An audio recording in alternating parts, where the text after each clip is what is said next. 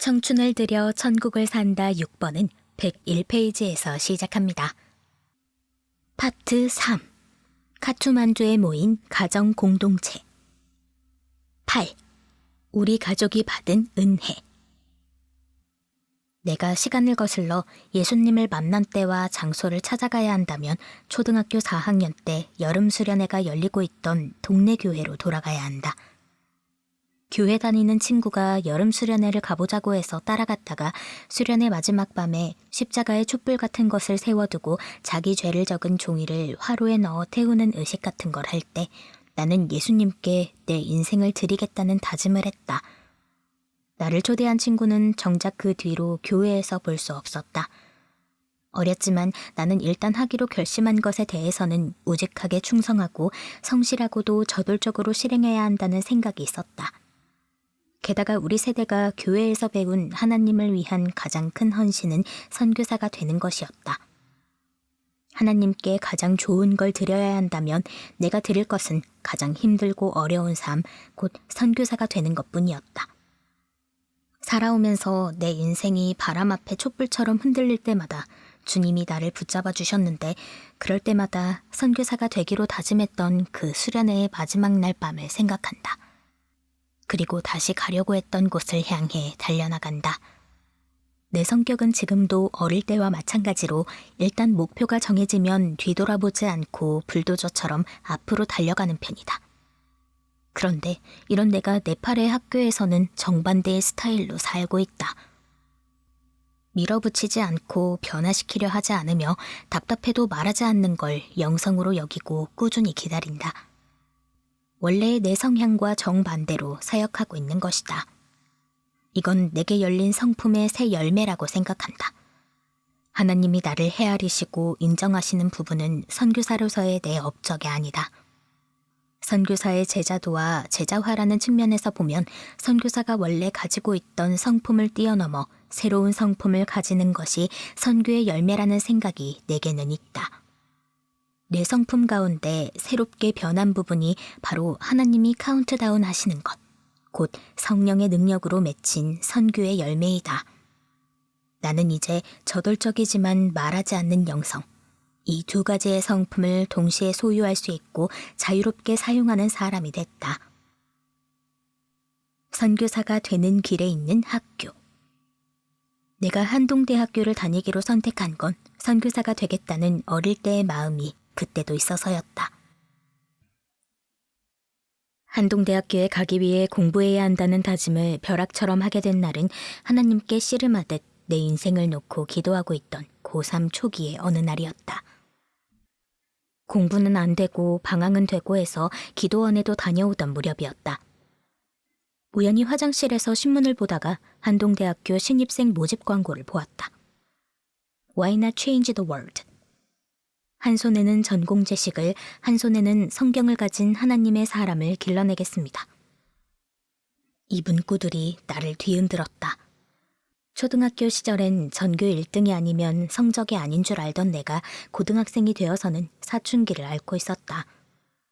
부모님은 나를 완벽주의의 성격이 되도록 키우셨는데 고등학생이 되어서는 완벽하게 해내지 못하는 나를 보고 나에게 절망했기 때문 같다. 내가 1등이 되지 못했다는 것에 대한 열등감은 스트레스가 되어 역류성 식도염을 일으켰다. 위산과다에 신트림이 올라와 밥을 먹을 수 없었다. 그러던 참에 본 한동대 신문 광고가 내게 불을 지른 것이다. 이 학교에 가야 내 꿈이 이루어질 것 같고 이 학교가 선교사가 되는 길에서 내가 건너야 할 다리 같았다. 일단 결정하면 불도저가 되는 성격이 발동했다. 입시를 보기까지 실제로는 반년쯤 남았을 텐데 거의 잠도 자지 않고 죽어라 집중해 공부했다. 예상보다 높은 성적이 나왔다. 반에서 15등에서 20등 사이에 머물던 성적이 졸업할 때는 2등이 됐다. 나는 기적이었다고 생각한다. 객관식 시험에서 모르는 건 찍기만 했는데 거의 다 맞았기 때문이다. 한동대학교에 자신 있게 지원했다. 그러나 떨어졌다. 수도권 대학도 아니고 지방의 논밭 한가운데에 있는 학교인데 초창기 유명세가 있어서인지 갑자기 속도를 낸 나의 공부 결과로는 넉넉한 합격이 어려웠던 것 같다. 하지만 결국 합격했다. 신입생 550명을 뽑는데 합격자 중에 입학을 포기한 학생들이 있어서 추가 합격 대기 명단에 있던 내가 합격한 것이다. 아마 꼴찌는 간신히 면한 합격이었을 것이다. 그래서 은혜라고 여겼다. 내가 공부를 아주 잘하고 똑똑해서 이 대학에 들어간 것은 아니었다. 한동의 아들의 기도 제목. 나는 한동대학교를 다닐 때 존재감이 전혀 없는 학생이었다. 일단 공부하기가 너무 벅찼다. 그건 간신히 합격한 내 실력 때문이었다. 모든 강의가 영어로 진행되고 교과서도 대부분 원서인데 그걸 예습하고 강의를 따라가기 바빴다. 공부 잘하는 동기들이 하루 4시간 공부해서 충분했다면 나는 8시간을 해도 힘들었다. 성격도 시라소니처럼 혼자 다니는 스타일이고 메이저에 속하기보다 마이너처럼 지내려는 감성이 컸다. 무엇보다 생활비를 스스로 벌어야 하는 상황이었다. 당연히 동아리 활동 같은 건 상상할 수 없었다. 기독교와 관련된 모임에서 나를 아는 사람이 전혀 없었던 건 내가 참여하지 않았기 때문인데 그런데 관심이 없어서가 아니라 갈 시간이 없어서였다. 코로나 때문에 끊긴 일이 됐지만 그 전까지만 해도 대략 10년간 해마다 여름방학과 겨울방학 때 유엔 산하기구가 교환 수업을 지원하는 프로젝트에 참가하기 위해 한동대학교 교수님과 학생들이 네팔을 방문했다. 그럴 때마다 그들이 나를 소개받고 나는 그들을 돕고 안내하는 역할을 했다. 나를 본 교수님들이 하시는 말씀이 모두 같았다. 야, 너 한동대 출신 맞냐? 학교 다닐 때는 몰랐는데 여기서 이런 일을 하고 있다니 놀랍고 감동이다. 김영길 총장님이 살아계실 때 네팔에 방문한 교수님 가정이 나를 추천해 포항의 총장님 자택을 방문한 적이 있었다. 총장님이 네팔에 한동대 같은 기독교 대학을 세우려고 알아보시다가 네팔의 선교사 중에 내가 있다는 소식을 들으셨기 때문이다.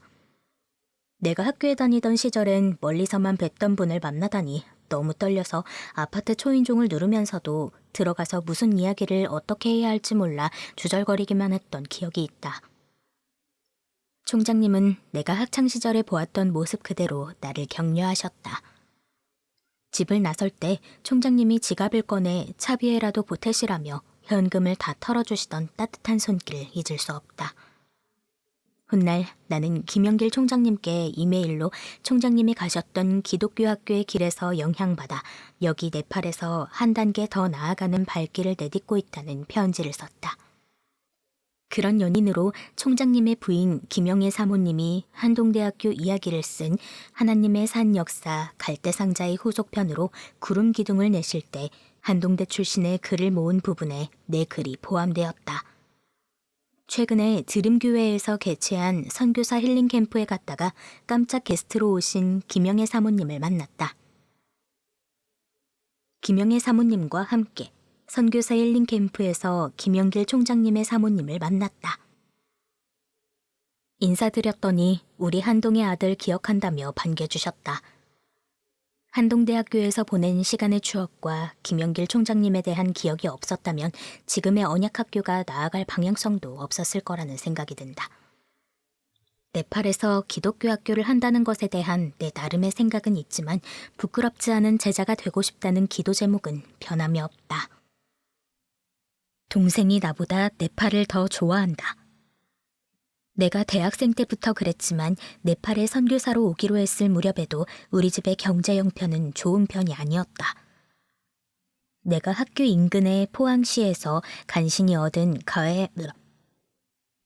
대학교를 다니는 동안에도 등록금 외에는 집에서 주는 용돈이 거의 없어서 내가 학교 인근의 포항시에서 간신히 얻은 과외 아르바이트 수입이 쓸 수 있는 생활비의 거의 전부였다.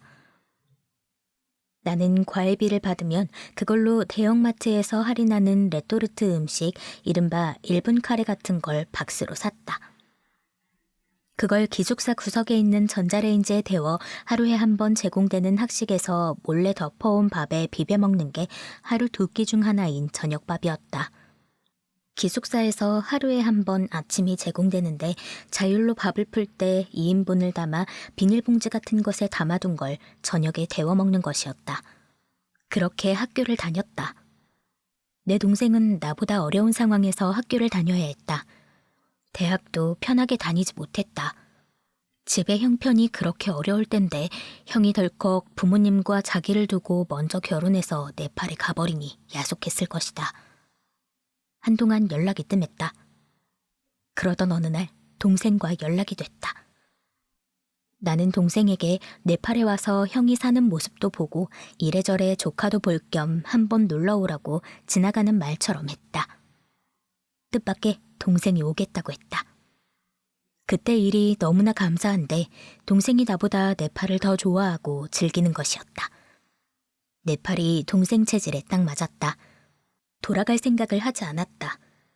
더 감사한 일은 동생이 네팔 한인교회에서 멋진 자매를 만나 연애하고 결혼한 것이다. 고이카 단원으로 네팔에서 봉사하던 사람인지라 네팔을 사랑하는 건 말할 것도 없었다. 결혼식은 한국에서 했지만 동생 부부는 네팔에서 살기로 했다. 그리하여 우리 형제는 가족 모두 네팔에서 살게 되었다. 동생 부부는 아들 이설을 곧 낳았는데 조카가 세상에 나온 2010년에 우리도 둘째 이현이를 출산했다. 동갑의 사촌은 쌍둥이처럼 친한 사이가 됐다. 나는 동생의 네팔 정착을 위해 초기에는 네팔 대학교에 진학하게 도왔다. 하지만 영어와 네팔어로 하는 공부가 쉽지 않고 무엇보다 적성에 맞지 않았다. 동생은 그래도 네팔에 계속 있고 싶었다. 다른 방법을 찾아야 했다. 네팔에 오기 위해 제빵사가 된 어머니. 내가 평소에 관심을 두고 본 것은 네팔 사람들이 빵을 좋아한다는 것이었다. 이들은 아침 식사로 거의 다 토스트를 먹는다. 다만 네팔의 빵은 밀가루에 글루틴 함량이 적어 쫄깃하지 않고 바삭거린다. 그래서인지 네팔에서 찾아보기 힘든 빵이 도너츠였다. 도너츠가 아예 없진 않지만 우리가 아는 맛의 도너츠는 없었다. 동생에게도 도너츠 장사를 권했다. 이참에 어머니가 오시면 도움이 되겠다 싶었다. 나는 어머니에게 네팔에 오시라고 권했다. 다만 그냥 몸만 오시지 말고 제빵사를 얼른 찾아서 제빵 기술을 배운 다음 오시라고 했다. 제빵사 자격증을 따기 전에는 올 생각도 마시라 했다.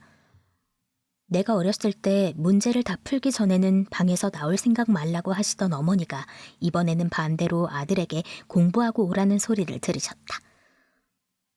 어머니는 요리를 잘하시고 손도 빠르시다.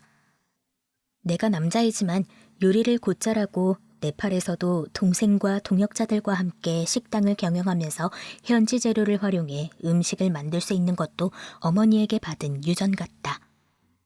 어머니는 속성으로 제빵 기술을 배우고 2008년에 네팔로 오셨다. 그렇게 해서 동생과 어머니와 같이 만든 카페 겸 베이커리가 이곳에서 10년을 넘기면서 자리를 잡아 카트만두는 물론 네팔에서 소문난 카페가 됐다. 카트만두 젊은이들 사이에서 모르는 사람이 없을 정도가 됐다. 동생은 네팔에서 성공한 사업가가 됐고 지금은 내가 그의 형이라고 소개하는 게 오히려 편할 때가 있다. 최근에는 주 메뉴를 도너츠에서 컵케이크와 김밥으로 전환했다. 네팔에도 한류가 유행하면서 김밥이 폭발적으로 판매되기 시작했다. 그래서 이제는 김밥으로도 유명한 집이 됐다. 카페의 경영과 카운터 관리는 주로 동생 역할이지만 주방의 일은 어머니와 동생의 아내 몫이다. 어머니가 둘째 부부와 사시면서 운영하고 있기 때문에 우리는 동생 부부가 얼마나 고마운지 모른다. 특히 아내에게는 동서가 말로 표현 못할 만큼 귀하고 고마운 지원군이다. 동생의 취미는 산악 자전거이다. 트레킹이 유명한 네팔에서는 자전거 여행도 발달했는데 동생은 산악 자전거를 프로에 가까운 실력으로 탔다. 한국에서는 정작 그렇게 자전거를 탄 적이 없는데 여기에서는 자전거를 직접 조립하고 수리하는 수준이 됐다. 그 덕분에 현지인들을 동호회를 통해 많이 알게 되었다. 이제는 나보다 네팔 사람을 더 많이 안다.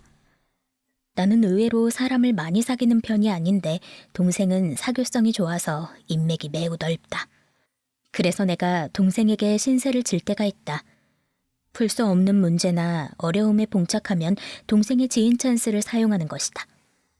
예를 들면 자동차 등록을 갱신해야 하는데 오랫동안 바쁘게 지내다 보니 세금을 누락한 문제가 있었다. 네팔은 세금을 내는 방법이 복잡하기 때문에 놓칠 수 있는데 그게 쌓여 골치가 아파진 걸 동생의 지인이 해결해 주었다. 좀 선교사스럽지 않은 고백이지만 나는 네팔 현지인 가운데 아는 사람이 그리 많은 편은 아니다. 언약학교 교직원들 외에는 잘 모른다. 현지인들이 내가 이런 학교에서 일하고 있다는 것조차 잘 모를 때가 있다. 늘 숨어 다니듯 일하다 보니 우리 학교에 외국인이 있다는 사실을 사람들이 알지만 그게 나라는 걸 아는 사람은 적은 편이다. 반면에 동생은 수많은 네팔 사람들과 관계를 맺고 사는 편이다. 게다가 동생의 친구들은 대개 부자이다. 산악자전거 취미를 즐길 정도의 네팔 사람이면 대부분 상류층이기 때문이다. 그래서 네팔 사회의 고급 정보를 듣게 되는데 그 덕에 나도 네팔에 대해 깊이 알 수 있는 기회를 얻는다. 우리 가족이 네팔에서 받은 은혜. 처음에 도너츠를 제안한 것은 나이지만 그걸 사업으로 성공시키고 실제로 구현해낸 건 동생이다. 거기에 어머니가 카페를 오픈하기 전에 오셔서 열악한 현지 밀가루로 빵을 개발하신 것이 시너지 효과를 냈다. 어머니는 밀가루를 반죽하실 때 기도하신다. 아버지도 어머니가 오신 지 3년쯤 뒤에 오셔서 결국 우리 가족 3대는 네팔에서 같이 살게 되었다. 다만 아버지는 네팔에서의 생활이 무료하셔서 몇 해 뒤에 서울 집으로 돌아가 혼자 사시는 친구 한 분과 노인 남자들만의 공동체 생활을 하고 계시다. 어머니는 나이가 70이 넘으셔서 네팔 언어를 배우기는 어렵지만 그래도 현지인 직원들과 소통하는 데는 별 어려움이 없다. 어머니는 직업적인 선교사는 아니지만 카페에서 네팔 사람들과 관계를 맺으며 선교적인 삶을 살면서 영향을 주고 계시다. 직원들이 아프거나 힘든 일이 있으면 어머니는 한국말로 내가 기도해 줄게 그러시며 기도해 주신다. 그걸 현지인들이 듣고 이해하는 걸 보면 신기하다. 이런 어머니에겐 두 아들이 전부였다. 그래서 어머니도 여기 네팔에 와서 꿈을 이루셨다고 말하신다. 아들 옆에서 사시는 게 꿈이었기 때문이다. 우리 어머니가 네팔에 오셨을 때는 60대 초반이었는데 그 나이에 오셔서 70을 넘긴 지금도 잘 살고 계시다. 보통 나이가 들면 선교지에서 살기 어렵다고 말한다. 깊은 고독감과 외국인과의 관계에서 어려움을 느끼기 때문이다. 하지만 네팔에서 아들 부부와 손자들까지 보시면서 선교하는 마음으로 살고 계시니 그런 문제를 느낄 겨를이 없으신 것 같다. 선교지에 가족이 있다는 건 선교사로서 하여금 외롭지 않게 해주는 축복이다. 우리 가족이 네팔에서 받은 은혜가 많다. 그런 만큼 우리 가족은 더 충성해야 한다는 생각을 하게 된다. 특히 아이들에겐 네팔이 이방 국가처럼 여겨지지 않는다. 부모와 삼촌과 숙모는 물론 조부모님도 같이 살고 있기 때문이다. 가족과 함께 살고 있기에 아이들이 안정감을 느끼고 힘들고 어려울 때는 서로를 도와줄 수 있다. 네팔이 가족과 함께 사는 공간으로 인식되는 것은 우리 가족에게 큰 은혜이다. 9. 진실로와 오시네의 행복 이야기.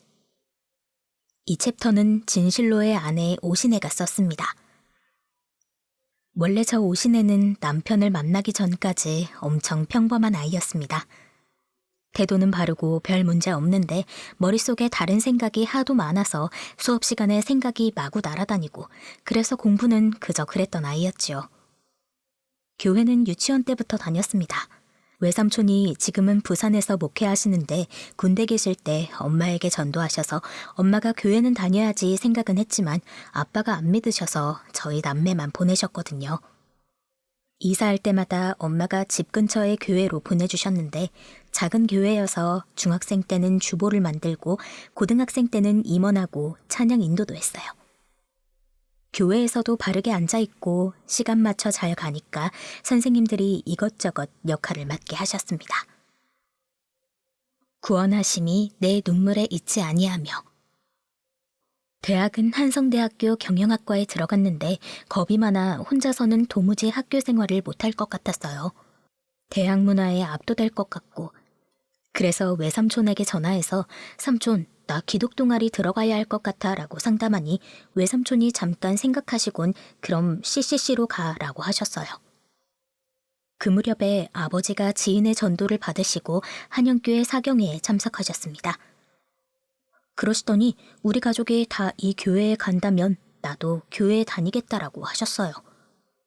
이 교회가 나중에 제가 남편을 만난 빗소금 교회로 이름이 바뀌거든요. 동생이랑 나는 다른 교회를 다니고 있었지만 아빠가 그러시니까 옮기지 않을 수 없었어요. 왜냐하면 아빠가 구원받고 교회 다니시는 게 제가 줄기차게 울면서 간절히 바란 기도 제목이었거든요. 나는 아빠가 지옥 갈까봐 무서웠어요. 부흥 강사 같은 분이 하신 말씀을 잊을 수 없었어요. 믿지 않는 영혼을 위해 기도하는 눈물이 차고 넘치면 그 영혼이 구원받는다는 말씀이었거든요. 전 그 말을 고지고대로 믿었어요. 복음과 하나님의 구원을 오해한 거죠. 그래서 아버지 생각하고 기도하면 울기만 했는데 가족이 다 이 교회에 다니면 아빠도 교회 다니겠다고 하시니 안 옮길 이유가 없었던 거죠. 그 시절에 부른 부흥 찬양곡의 가사에 이런 게 있었습니다. 구원하심이 보좌에 앉으신 괄호 열고 하나님의 괄호 닫고 어린 양 괄호 열고 예수님 괄호 닫고 께 있도다. 아버지의 구원이 내 눈물에 달린 게 아니었네요. 우습게도 그 찬양을 통해 아버지의 구원 문제에서 제가 자유해진 지 1년 만에 아빠가 구원받으셨던 겁니다. 그래서 다니던 교회 목사님에게 사정을 말씀드리고 우리 가족이 모두 한영교회를 다니기 시작했습니다. 정작 저는 그때부터 교회에서 봉사하거나 청년부 같은 부서에는 들어가고 싶지 않았어요. CCC 활동을 하는 것만으로도 제 에너지가 빠듯했기 때문이에요. 전공 공부하러 대학교를 다닌다기보다 선교단체 활동하러 다니는 것 같았을 정도였거든요. 그래서 교회를 옮긴 다음부터는 엄마 아빠와 함께 어른 예배만 드리기로 했습니다. 아빠가 말씀 듣고 기도할 때 눈 감고 머리 숙이는 것만 봐도 너무 은혜가 됐거든요. 어느 날 예배 마치고 집에 가려는데 그때 청년부 담당 목사님이 어떻게 아셨는지 교문 앞에서 제 앞을 가로막으셨어요. 교회가 학교 강당이었으니까 집에 가려면 교문 앞을 지나가야 했거든요.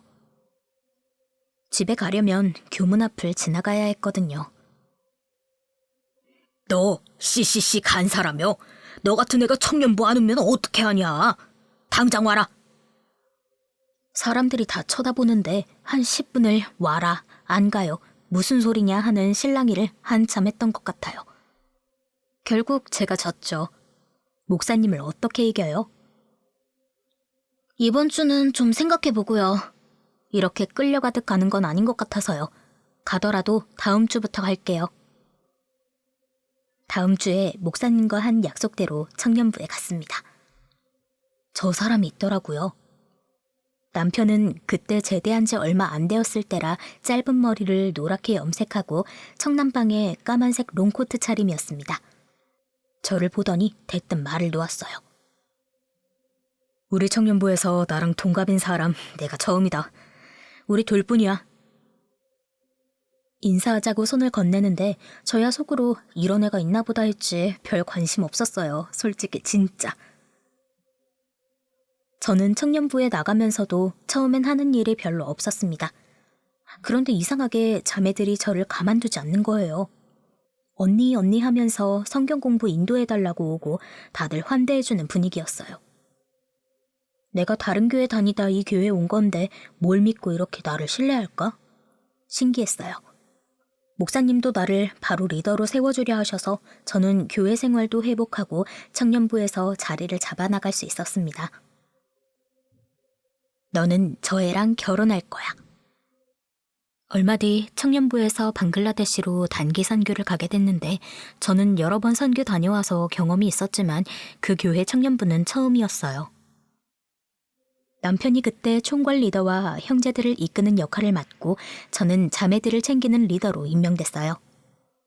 저는 한국에 있을 때보다 선교 갔을 때 더 편하고 즐거웠기 때문에 그 교회에서 단기 선교를 준비할 때 너무 좋고 설레기만 했답니다.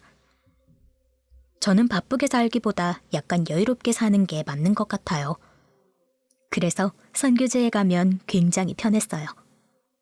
방글라데시 가서도 시골 교회에서 보는 밤하늘의 별이 얼마나 예쁜지 마지막 날 밤엔 불빛 하나 없는 교회 마당에서 혼자 컵라면과 바나나를 먹으며 하늘을 쳐다보고 있었어요. 그때 제 주변에 남편과 몇몇 청년들이 있었는데 컵라면과 바나나를 같이 먹는 걸 신기하게 보더라고요. 저는 컵라면과 바나나가 얼마나 궁합이 잘 맞는지 몰라서 그래 하며 아랑곳하지 않았죠. 그런데 문득 그 순간에 정말 엉뚱한 생각이 제 속에 훅 들어왔습니다. 괄호 열고 말해드려도 안 믿으실 거지만 괄호 닫고 너는 실로랑 결혼할 거야. 어머, 이게 무슨 소리일까요? 이런 게 하나님의 음성인가요? 젓가락으로 라면을 들 때 들은 말이라 더 황당했어요. 그때 남편과 저는 정말 따로 만난 적도 연락한 적도 없는 그저 교회 청년부 동기 사이였을 뿐이었거든요. 얘랑 뭘 한다고? 남편을 슬쩍 쳐다봤는데 딴 데 보고 있더라고요. 남편은 자매들에게 잘해주었습니다. 사실은 전체 지체들 각각을 잘 챙긴 리더였죠. 단기 선교 가서 전체 일정 챙기고 목사님도 잘 보필하지만 형제들이나 자매들이나 어디 안 좋은 것 같으면 불편한 것 하나 없게 해주는 사람이었어요. 그러니까 좋아하는 사람 많았고 당시 한동대 다닌다 그러면 인정도 받고 말 잘하고 또 노래는 엄청 잘해요. 여기 네팔에 와서 한인회에서 송년회 밤을 하는데 온 지 2, 3년 되었을 때 오라에서 갔다가 거위의 꿈인가 혼자 서서 불렀는데 3등 했거든요. 그런 사람이라 쳐다보는 자매들도 많았을 건데 저는 그런 경쟁 같은 거 싫어하거든요. 그래서 그냥 그런 이상한 소리를 들은 것 같아도 잊어버렸죠. 단기 선교에서 돌아와 사역한 것들을 정리하느라 교회에서 한두 번 만난 다음 남편은 한동대에 내려갔어요. 군대 다녀와 정식으로 복학한 거죠. 그런데 내려가서는 뜬금없이 제게 전화를 자주 하는 거예요. 서울에 있을 때는 전화 한 번 안 하더니 포항 가서는 아침에 하고 점심에 하고 저녁에도 하는 거예요. 저는 그때까지 연애를 해본 적이 없었습니다. 혼자 누구 좋아해 본 적은 있었지만 전화 주고받고 그런 건 처음이었어요. 이 남자가 이런 사람이니까 여자들이 좋아하나? 하는 생각만 했죠. 그러다 그해 9월 추석 연휴에 남편이 올라왔어요. 한번 보자 해서 만났죠. 버거킹이었나? 식당에서 만난 다음 밖으로 나왔는데 비가 내리기 시작했어요. 그런데 우산이 하나밖에 없었네요. 남편 거였던 것 같은데 저는 그냥 기분이 너무 좋았어요. 말 잘 통하고 신앙도 같은 친구랑 맛있는 거 배불리 먹고 나왔는데 제가 좋아하는 비도 오고 그랬으니까요. 저는 기분 좋으면 잘 흥얼거려요. 남편이 귀가 예민해서 같은 노래 반복해서 듣는 거 싫어하는데 저는 반대로 필꽂히면 하루 종일 그 노래만 반복해서 부르거든요. 그날도 그랬던 것 같아요. 혼자 그냥 좋았어요. 그런데 갑자기 남편이 뒤로 빠지는 거예요. 전 계속 우산 쓰고 걸어가는데 남편은 잠시 서니까 제가 왜 그러냐고 와서 같이 우산 쓰자고 잡아당겼어요. 그리고 저는 계속 걸어가는데 갑자기 남편 손이 제 어깨에 톡 올라오는 거예요. 놀라서 어떻게 할지 몰라 한 15분인가 20분인가 그냥 그렇게 걸었던 것 같아요. 청춘을 들여 천국을 산다 6번은 121페이지에서 끝났습니다.